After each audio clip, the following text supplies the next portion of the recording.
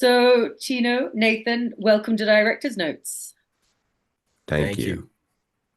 you. We are here. So, Nathan, we've already spoken to you about some projects, but we're here with both you today to talk about Eroica. Yeah. Yes. So, I mean, a beautiful film, which we saw at Canero, which is where we met Nathan. Hmm. How did you two connect? How did you come to be working together on this? I, Nathan, you can I go go ahead. first. Yeah. We met like I was like a big fan, let's say, or of the music of Chino. Like I for 1 year, more than 1 year, I think like 2 years, I listened in continuity the album Paradiso by Chino that was like from 2017, if I'm not wrong. Yeah, And it was like also a big inspiration for my first short film, The Bicycle. And all the music in The Bicycle was inspired by that kind of sound and music that there is in Paradiso, but not only the music, also like all the plot and the atmosphere that I tried to create in this short film. And so I had to do a trailer basically to promote the short film, and I used a song by Chino, not from Paradiso, from another album. The song is called Varsav. If I Yes, Varsav. And I asked Chino in Instagram if I were able to use that song, and he told me yes, of course. But I meanwhile I was asking him this thing. I also texted him it will be like very nice to do something together, and I sent him the short film. And then he was in Paris, and I didn't know this. I also like discovered that he is not only a musician but also a painter. And so like I went to Paris to visit him, and he gave me this book Eroica, and the short film is based on this book. Mhm. And I read this book just the half in English because the other half is in Chinese, and I also the English part was a little bit difficult, but I tried like to recreate uh, something in a short film, and this is how we met. But I mean, I was inside that universe since a lot of time before to meet Chino. Then when I met him, I think like we found a connection. We empathized a lot. Yeah. definitely. Yeah, yeah, I agree with that. Yeah, we met in Paris and we had already connected online, and when we connected, we realized we had a lot in common, similar visions about things, and from there on, like it was just really organic connection and collaboration. And then yeah, yeah. So it was beautiful. Like I felt like a brother, in terms Yeah. of instantly, like this type of way. Yeah. What about Nathan's work spoke to you and made you think that he'd be able to sort of translate the book into a film? Well, like growing up, like as a teenager, I would always like be really into watching like independent films, like in my home growing up in Virginia, we would get like these cable subscriptions where they would sometimes give us like bonus channels, and we would get like the Sundance channel or like IDC, like these type of channels. And I remember watching like a lot of international films, and that really like expanding my mind, because before then it was really a lot of like domestic American films I was watching. And sometimes they do like a lot of like short film segments too, and that introduced me to a lot of that. This was like pre like YouTube and these type of days where it wasn't like as distributed online as things are now. So in that way, it exposed me to certain types of like cinematography, uh, concepts, and what you can how much you can do within like 20 minutes or even like 5 minutes. So and also certain aesthetics too, coming from like, European cinema, African, South American. So like as when I came across Nathan's work, it just felt like in line with a lot of uh styles and directors that excite me, but at the same time, simultaneously, like Nathan was doing certain things like very idiosyncratically that I thought felt very unique and something that I wanted to be a part of. And with talking with him, I felt like he understood places where I was coming from, but was able to create a hybrid linking towards his own work as well in a way that I thought didn't take away but only added. Like, yeah. Yeah, I mean, the film is beautiful, and I'd love it. Makes me want to read the book. Yeah. But Nathan, how were you able to sort of translate that huge mythology and history into Yeah. what is quite a modern, sort of very accessible sort of form? Yeah. As I said before, like I was inside the art of Chino and I empathize with it since like 3 years before I shot that film. And so, like, as I said, Paradiso is still one of my main inspiration to do my projects and my movies. And so when I read the book, also like Chino sent me two songs that were like the two made a length of a duration I think of 1 hour, something like this, Yeah, and they were yeah. supposed like to be listened while you are reading the book. Okay. So I read the book listening to that music in loop, and this also gave me the sounds because it's music, but they are also sounds, and these sounds made me like enter into the into the cinematic universe of Eroica. That of course, if you will read the book, you will notice it. That is like a big movie, a big crazy movie like Odyssea by Homerus or Iliad or like Dante's Inferno, something like this. It's like a contemporary Odyssey, and so like I enter into that atmosphere, and from the sound and from like some little stories that were in the book, I created the short film. But what was very important is that I like I think I took the music and I divided the music into little. I edited the music, let's say, in like 10 minutes, and for like every section of the music, I created a scene that, of course, were like linked between each other, and that's the short film Eroica. But also like Eroica, the book is a big.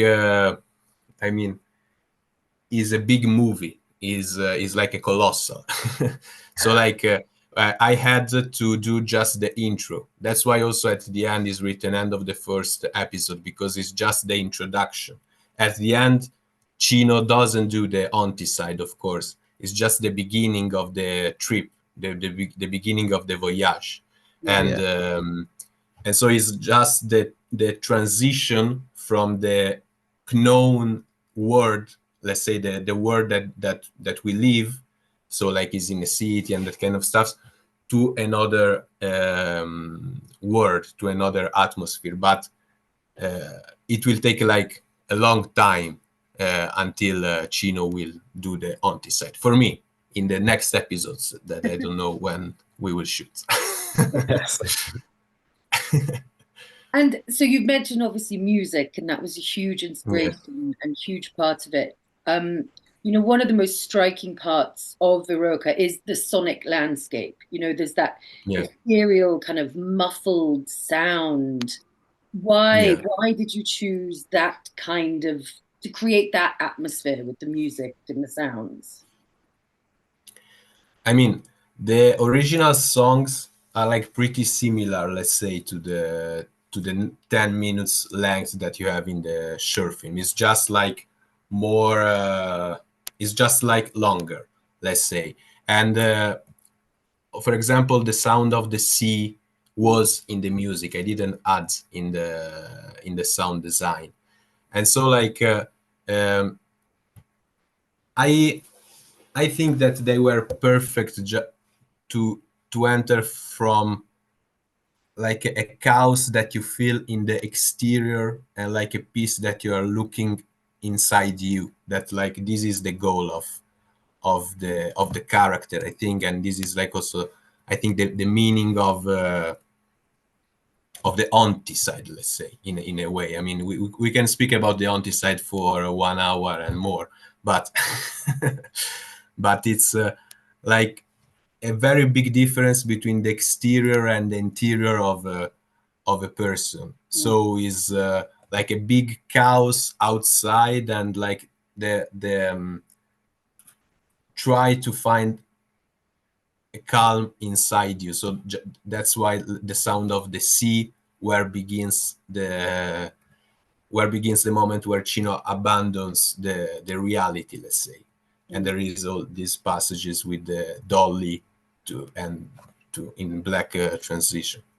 And but also, like, for me is the music, and the what I chose from from the music deals a lot with what for me is the condition of the diaspora in the contemporary age. That means that you are connected with a very ancient tradition, and for Chino is the African tradition and the Nigerian tradition. And for me also, I feel this kind of condition with the Jewish diaspora. So I feel like a very, I feel that I deal with an old, a very ancient tradition that exists like since 1,000 years, but I am part of a contemporary society. So like with the sounds of the trains, the sound of fast things, and all that electronic sounds that invades you, and that you take it and you put it together with some older sounds, and that's the music by Chino for me, and that's the music of Eroica. For sure. And Chino, how was your involvement in sort of getting that music and obviously making sure it was true to you and your creation? Yeah, I mean, like in my music, I come from a lot of that space that Nathan is mentioning, this ancient sound, this mystical sound, you know. I'm very into uh religious type of ceremonial intensity that just immerses, and all the, you know, the incense and all the visual. It's very cinematic to me, like being in these spaces, because like for me, cinema, you know, you transcend. And in these moments, you know, of like religious ecstasy, or, you know, whatever type of spiritual revelation, you know, you have these moments. And this is what I try to bring out in my music, because music has the power to create this, like in your mind, body, and soul. In my personal uh revelations with sound. So I really try to be a vessel through my music with this. And also what Nathan is talking about with sound design, you know, like the contemporary sounds, things that we hear, electronic sounds, digital sounds, this synthesis of the old and the new tradition. So there's like, that's something that I carry deeply within my work. And I think working with Nathan and uh, the sound design and the diegetic sounds combined with the sounds that I composed, they don't work against each other. They only enhance one another and bring it closer towards the uh, heart of the sound that I created as a base. um, and yeah, that diasporic sound is critical. Working with Nathan, uh, his Jewish ancestry, and also shooting it in Milan, you know, it's like, and then we had a lot of different actors from all over the world that combined with the sounds, all these things coming together. You know, I feel like you can even smell it. You know, it's like you can smell the visuals. It's just, it all comes together in a way that's like you can't take it apart, you know? And that's one of the things that is really important to me, like the whole. But then there's so many details to the point where it becomes like almost overwhelming to try to clock all of them because like you can't take it apart, you know, and that's the beauty of it. Like, um, I can get a little discursive with my answers, but this is just like, Oh, that's you fine. know, yeah, where it all comes from and the Yeah. heart of it. Yeah. And I mean, it is so emotive and, as you said, immersive as a film. Emotive, yes, and yes, And you feel that, right from the beginning. So we're in the car and you've got all these different point of views, all the different angles. yes. So, I mean, how was that set up and why did you want all of those different elements to come together? In the scene of the car, you mean? Yeah. Yeah.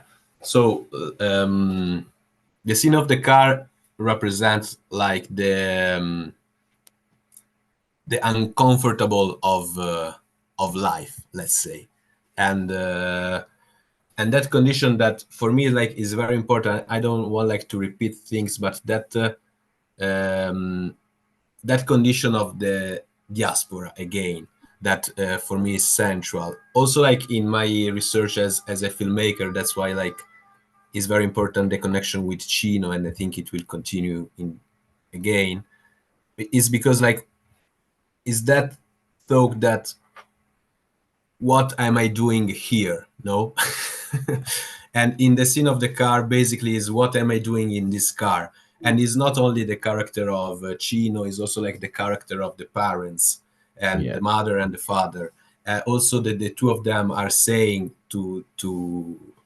are saying like silently, what am I doing here in this car, in this city? But they are part of this city, and the car is the car of them, is the family car, let's say. And there is like this fight between the parents, and there is like the son, which seems like also like a little child in the back seat watching the phone, and he's silent. And when they fight, they don't yell or scream like something that we can understand.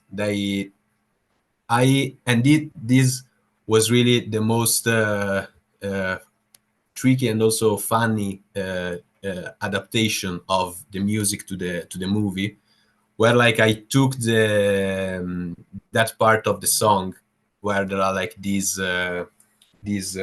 choir, or like these voices, and I think from an African chant or something like this. But it doesn't matter really, because it's just something that you don't know what it is, but you feel that is part that is familiar. And I asked the actors to try to do a playback of this. All of the other actions were like kind of improvisation, but I rehearsed for an afternoon with the two Mhm. parents the playback of this, Yeah. because I wanted a sync in the editing of these voices. And after, but and so like they fight, but they even don't know what they're saying, and is like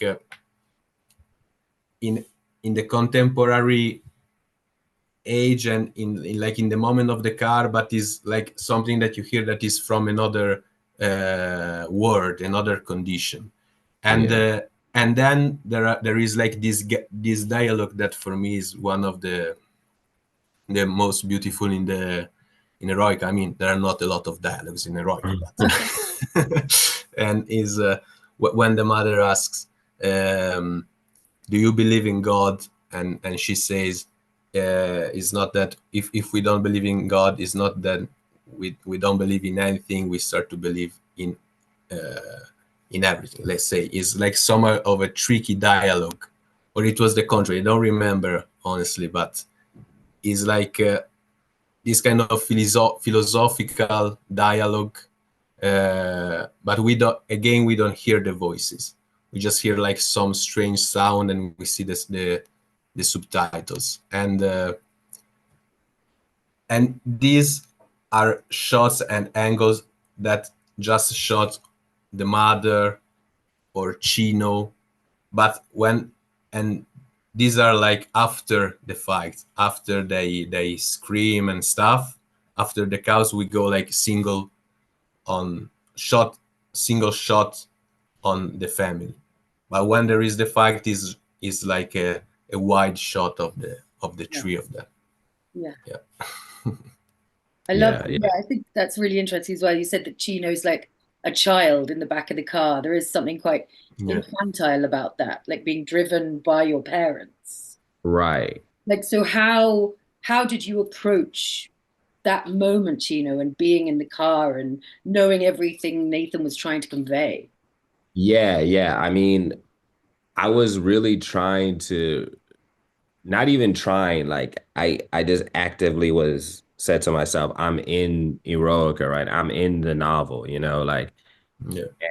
in that regard, I was trying to just, I said trying again. I was being myself, you know. This was my goal, to not think too much about it, to just be myself and think about like my family, my relationships, to loved ones, and also simultaneously it's a very dream-like situation, so, and I dream pretty often, and I write down my dreams. I remember ones that are uh that leave an impact on me, and in this regard it's like this feeling of being like you're in a dream, and you're not certain that you're dreaming. So you're not acting, you're just in it, and then you see it in hindsight. But there's something about the audio, the quality of the audio, the um, disembodied quality that, and then when you wake up, you're like, oh, what happened? It's like, I think about this as part of um, the structure of like how it was filmed. And then also, um, yeah, like with the dreams, memories, subconscious, these type of things are very much at the core of like Eroica. And the dialogue that was written, that was referenced from the book in the car scene, that was very much this like hallucinogenic space, this trippy kind of like what is going on, multi-sensory, multi-camera angled experience that I was really trying to get into this headspace of as well. Wow, like, but Nathan also directed me well. He gave me some good notes, and the day before we shot it, places to come from, places to channel, and also listening to the audio, listening to the argument. Yeah, it was really great direction on his part. Yeah. Thanks. And if I can say something, just a little thing, the car also is very important, because the Yeah, car for me, and I think also for Chino, is still like something that is from the future. I mean, that gives you like for this sure. idea of the future. Of course, the Absolutely. car exists like since a lot of time, Yeah. but this thing that you are in the car and is like a known place, the car, Yeah. and is also like something that you cannot escape from the car when the car No, is like going in the highway, and you are inside it, you feel uncomfortable, and you don't know how you can go out from it. exactly. And there's like a sci-fi tradition of like Yeah, being in a vehicle and being transported into the future. But simultaneously, it's like when we're talking about the Odyssey and these old mythic narratives, like you're in this vessel, whether you're talking about like the ship in Odysseus, or, the belly of the beast, Jonah, or these type of things. It's like you're being transported in a way that yeah, you can't, it's beyond your control. Like you're, and that can tie into, if you want to go into like genetics, like your parents, there's certain things that, you know, you inherit from not just your parents, their parents, their parents, like, and you're in this vehicle moving forward. So it's yeah. like definitely a relation to like those themes. Yeah. Yeah. It's also important that Chino starts to take control on the things and or like on his own life since the moment that he exits from the car. Yeah. Because before Right. he is like in the back seat and he's Yeah. being transported by the parents. That, as Chino said, is the parents of the parents of the parents of the parents. Absolutely. Yeah. And so that final scene, where you're stepping into your journey, you're coming out Mhm. of that modern reality. I love the lighting in that because it goes really, really dark and Yep. then sort of obviously walking into the light. I thought that was so, yes, so evocative. How did you actually shoot that scene? You mean like the last Yeah, scene as it's with the walking monologue? through, it goes, Yeah, yeah, really dark. Then we got the light at the end. yeah. It took like a while to find the right location in and like I spent a lot of time with Andrea Munafo, the DOP of the short film, in Milan and like in the suburbs of Milan, in the like parks, in the gardens outside Milan, to find the right place. And it was like winter when we shot the short film, and it was also winter when like we did like location scouting. And when we found this park, it was like there was like a big fog, and it was like really dark, and it was like the perfect Eroica situation. Then when we arrived to shoot, there was no any fog. It was like just a perfect sunset, and it was like the opposite of what we wanted. But but still, it worked because from like that shot you see like all these little likes in the background. That is like the city in the short film. In the reality, I don't remember what they are, and so like it was perfect, and it was even better of the fog, because like it gave the situation of like the coming darkness, and like abandoning, so the light, and abandoning the city, abandoning what you know, abandoning like the real world to another existence. I mean, starting the voyage of the Onticide. And so like it was like reading the book, and again listening to the sounds of the music, and thinking about this short film. What like we needed was just like a long shot following Chino, with like just with the dolly, just watching him walking into the darkness and abandoning the city, and then a close up on him in the darkness, where like a big light arrives to him, and he disappears, and he goes to another condition, the another first condition, let's say. Mhm. But for me, like it was not necessary to do a lot of shots or like to overthink about this.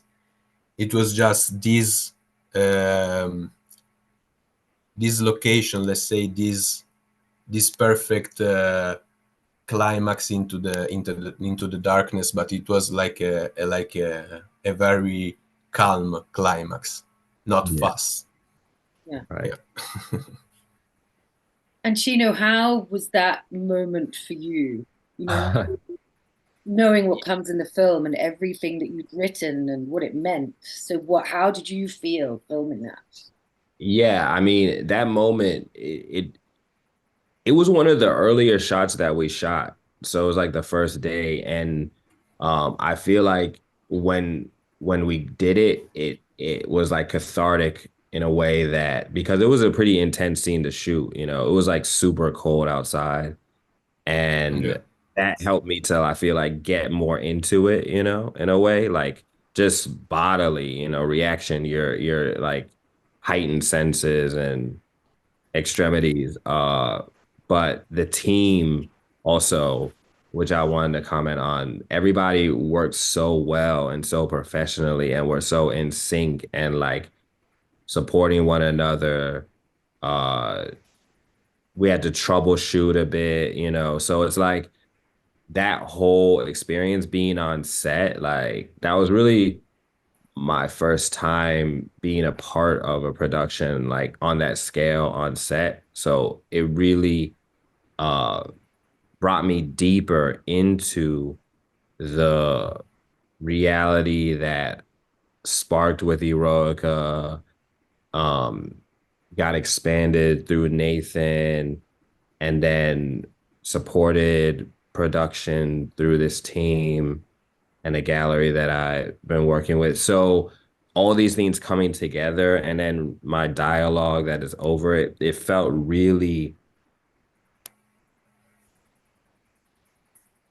magical in a way that like, you know, inspiring how like I love sci-fi and mythology because these themes become reality.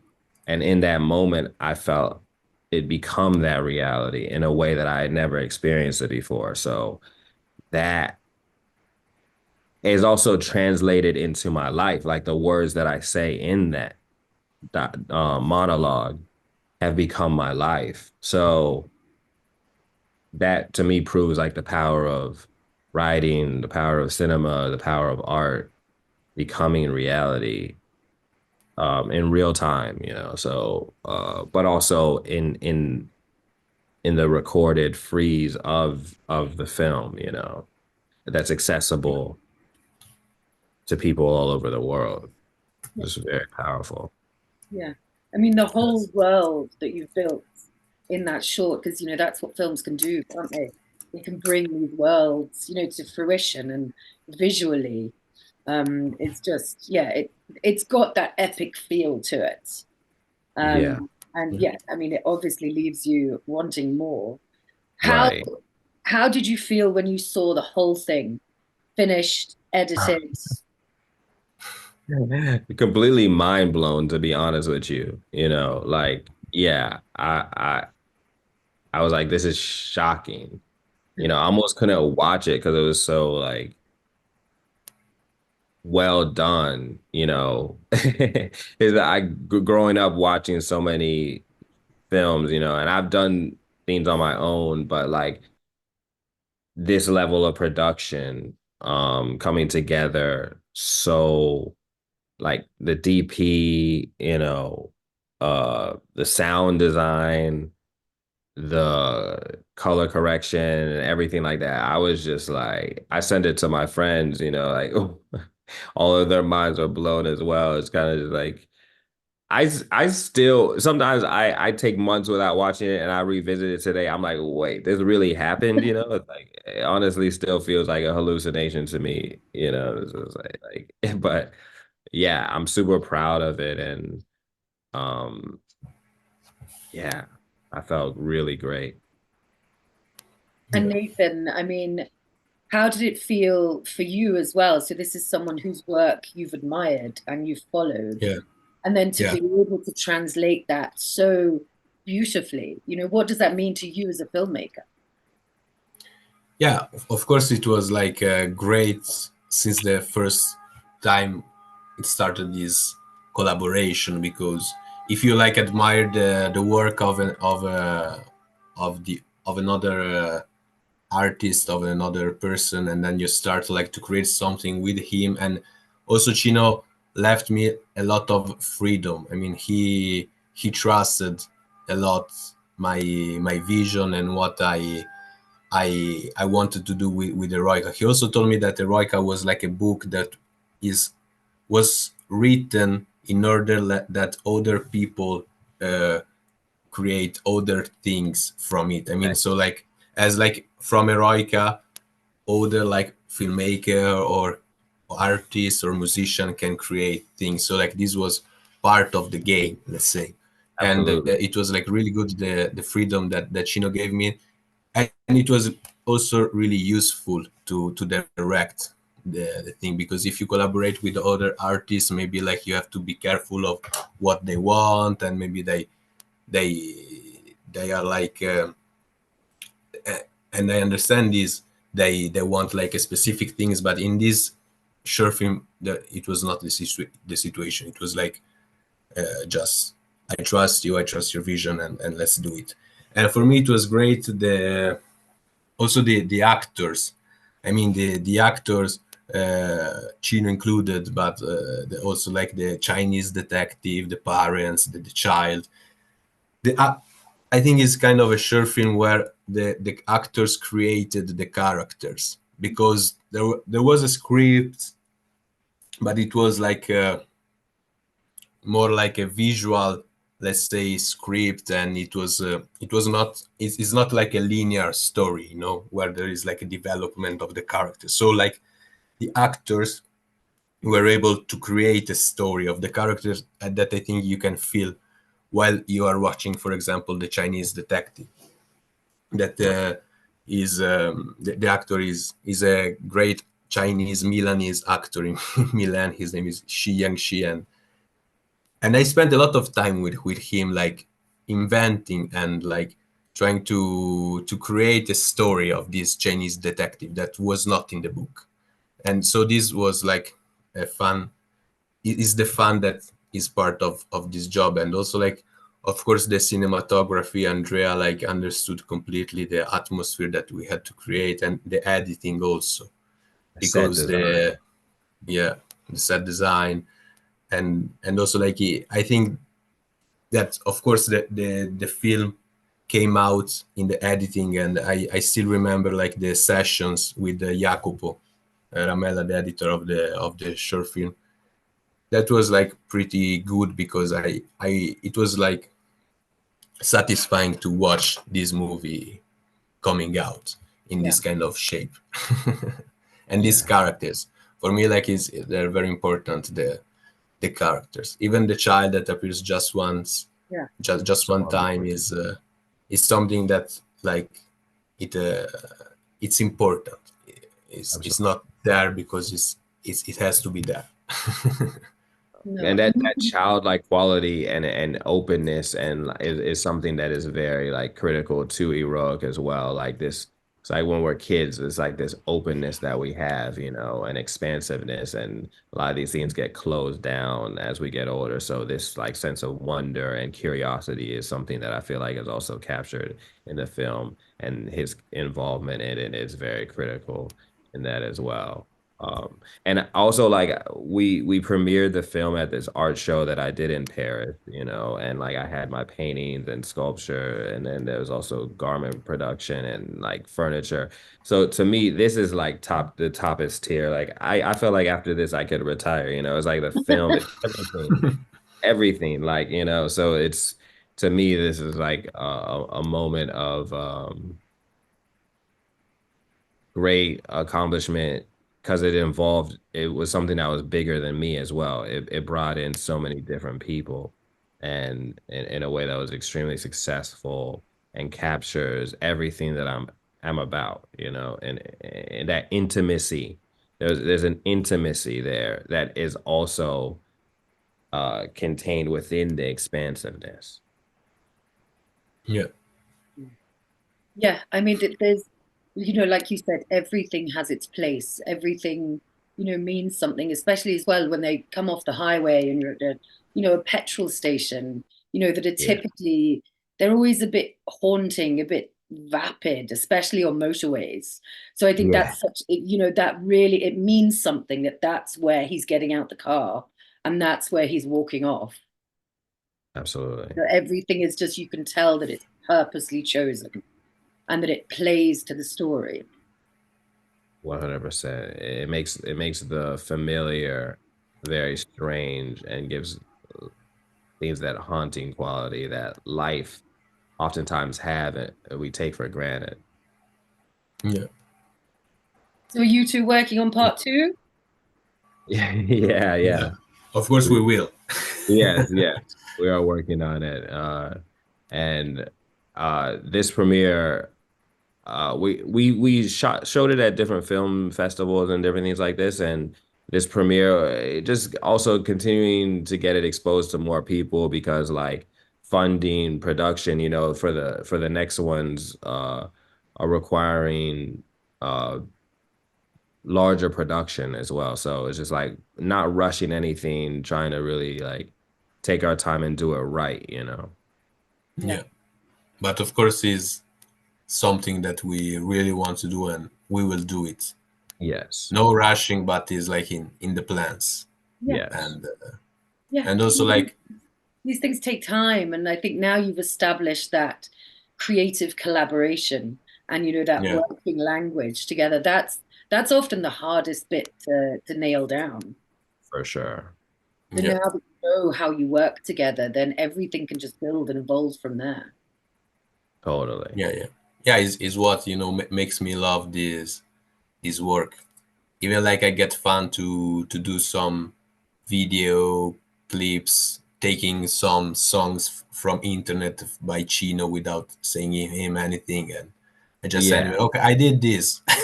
And I love it because I love everything that So Nathan, is like we just are really synced when it comes to like our visual language and uh, sounds that we like, music, poems, like that's everything. That's like a huge sense of humor as well, you know. Like, Brilliant. Well, thank you both for taking the time to speak to me. thank you, Sarah.